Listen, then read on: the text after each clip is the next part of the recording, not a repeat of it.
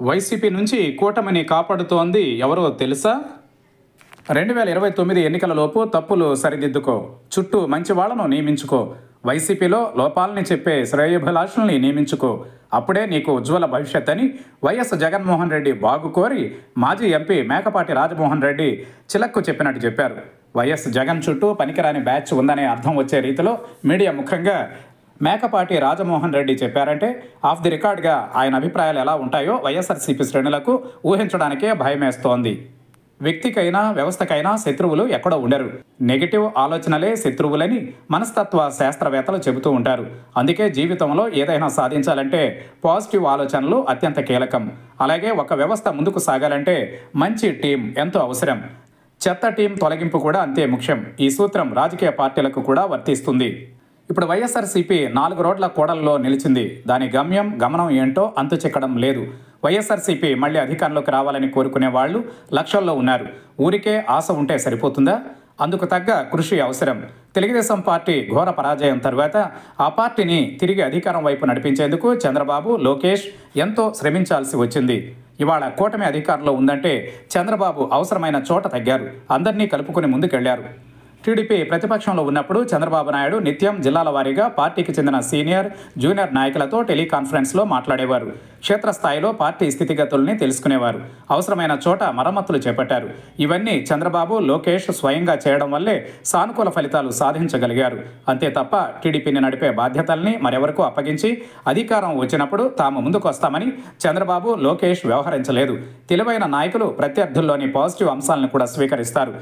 కానీ వైఎస్ఆర్సీపీ విషయానికి వస్తే వైఎస్ జగన్ పార్టీని నడిపే తీరు భిన్నం. వైఎస్ఆర్సీపీని నడిపించడానికి సజ్జల రామకృష్ణారెడ్డి అనే ఊతకర్రను నమ్ముకున్నారు. అప్పుడప్పుడు అందరినీ తాడేపల్లికి పిలిపించుకుని తోచిన విషయాల్ని చెప్పి పంపడం జగన్ నైజం. చంద్రబాబు నాయుడులా జగన్ తన పార్టీ కార్యకర్తలు, నాయకులతో టెలికాన్ఫరెన్స్లో మాట్లాడడం, దిశానిర్దేశం చేయడం గురించి ఎప్పుడూ విన్న దాఖలాలు లేవు.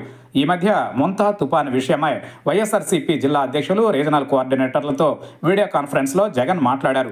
ఈ మాత్రం మార్పునకే వైఎస్ఆర్సీపీ నాయకులు మురిసిపోయారు.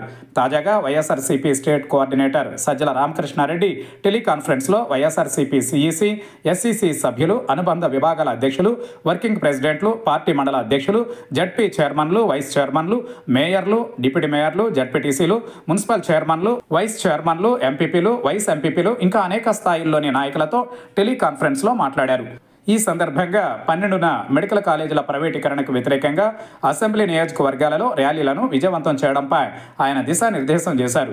అలాగే స్థానిక సంస్థల ఎన్నికలు ఎప్పుడొచ్చినా ధీటుగా ఎదుర్కోవాలని ఆయన పిలుపునిచ్చారు. ముఖ్యమైన విషయాలపై, అది కూడా ఇంత పెద్ద స్థాయిలో నాయకులతో టెలికాన్ఫరెన్స్ అంటే జగన్ కదా మాట్లాడాల్సింది అనే ప్రశ్న ఎదురవుతోంది. వైఎస్ఆర్సీపీ అధికారంలో ఉన్నప్పుడు అనధికారికంగా పాలన సాగించింది కూడా సజ్జల రామకృష్ణారెడ్డి. సీఎంగా జగన్ ఎన్నుకుంటే ప్రతిదానికి తానున్నానంటూ సజ్జల ముందుకు రావడం ఏంటనే విమర్శ వెల్లువెత్తిన సంగతి తెలిసిందే. ఎన్నికలలో వైఎస్ఆర్సీపీ భారీ మూల్యం చెల్లించుకోవడానికే సజ్జల ప్రధాన పాత్ర పోషించారు. వైఎస్ఆర్సీపీ ఘోర పరాజయం తర్వాత మాత్రం ఇబ్బంది పడని కుటుంబం సజ్జలదే. సోషల్ మీడియాకు నేతృత్వం వహించిన సజ్జల తనయుడు భార్గవ్ రెడ్డి మాత్రం హాయిగా గడిపేస్తున్నారు. కానీ వైఎస్ఆర్సీపీ హయాంలో అభ్యంతరకర పోస్టులు పెట్టారనే కారణంతో ఆ పార్టీకి చెందిన చాలామంది సోషల్ మీడియా యాక్టివిస్టులపై కేసులు, అరెస్టుల సంగతి తెలిసిందే. చాలామంది పోలీసుల చేతుల్లో చావు దెబ్బలు తినాల్సి వచ్చింది. వైఎస్ఆర్సీపీ అధికారంలో ఉన్నంతకాలం జల్సా చేసిన సజ్జల, ఆయన తనయుడు భార్గవ్ను కాపాడుతున్న అదృశ్య శక్తి ఎవరో ఆ పార్టీ శ్రేణుల వివేకానికే వదిలేస్తున్నాం. సజ్జల తనకు తానుగా పాలనలో జోక్యం చేసుకోలేదని, జగన్ ఆదేశాల మేరకే నడుచుకున్నట్టు ఆయన అనుచరులు చెబుతూ ఉంటారు. ఇప్పుడు కూడా జగన్ చెబితేనే వైఎస్ఆర్సీపీ అన్ని స్థాయిల్లోని నాయకులతో మాట్లాడుతూ దిశానిర్దేశం చేస్తున్నారనే మాట వినిపిస్తోంది.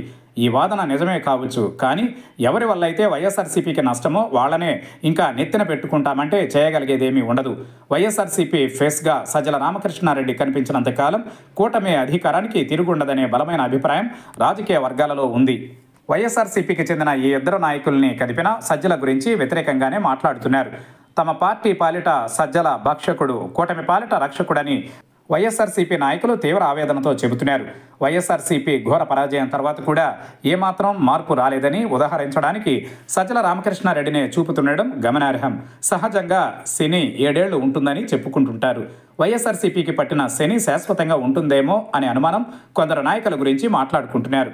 ప్రత్యక్ష రాజకీయాలతో సంబంధం లేని సజ్జల రామకృష్ణారెడ్డి పెత్తనాన్ని వైఎస్ఆర్సీపీలో ఏ ఒక్కరూ జీర్ణించుకోలేకపోతున్నారనేది వాస్తవం. అయితే జగన్ అతన్నే నెత్తిన పెట్టుకోవడంతో మన నాయకుడు మారేది లేదు, పార్టీ బాగుపడి చచ్చేది లేదని ఆఫ్ ద రికార్డుగా వాపోతున్నారు. కీలక విషయాలపై జగన్ మాట్లాడి దిశానిర్దేశం చేస్తే తమలో స్ఫూర్తి కలుగుతుందని నాయకుల భావన. కానీ జగన్ ఆ పని చేయరు. సజ్జలను ముందు పెట్టి తన పేరుపై జగన్ పార్టీని నడిపిస్తున్నారనేది వాస్తవం. సజ్జలంటే వైఎస్ఆర్సీపీలో గ్రామస్థాయి మొదలుకొని రాష్ట్ర స్థాయి వరకు తీవ్ర వ్యతిరేకత ఉందన్నది నిజం. వైఎస్ఆర్సీపీకి పట్టిన పేడను వదిలించుకోనంతకాలం ఆ పార్టీ భవిష్యత్ గాలిలో దీపమే అనే చర్చ జరుగుతోంది. తెలియక నష్టం చేసుకుంటే పొరపాటుగా భావిస్తారు, అదే తెలిసి చేస్తే తప్పుగా పరిగణిస్తారు. వైఎస్ఆర్సీపీలో సజ్జలకు సంబంధించి జగన్ చేస్తున్నదేంటో ప్రత్యేకంగా చెప్పాల్సిన పని లేదు. అధికారాన్ని సాధించాలని తపన పడుతున్న జగన్ తప్పుల్ని సరిదిద్దుకోవాలని మేకపాటి లాంటి సీనియర్ నాయకులు బహిరంగంగా చెబుతున్నారు. మేకపాటిలా బహిరంగంగా చెప్పలేని నాయకులు లక్షల్లో ఉన్నారు. మరీ ముఖ్యంగా సజ్జలను పక్కన పెట్టవయ్యా అని. శ్రేయోభిలాషుల మాట వింటే భవిష్యత్తు ఉంటుంది. రాజకీయాలలో అహంకారమే నాయకుల్ని కాలగర్భంలో కలిసిపోయేలా చేస్తుంది. అది ఎంత స్థాయి నాయకులైనా కావచ్చు. రాజకీయాలలో ప్రజాభిప్రాయమే గీటురాయి. అదేంటో గాని జగన్ తన అభిప్రాయాల్ని అందరిపై రుద్దాలని అనుకుంటుంటారు. జగన్ ధోరణి చివరికి వైఎస్ఆర్సీపీని ఏ తీరాలకు చేరుస్తుందో చూద్దాం.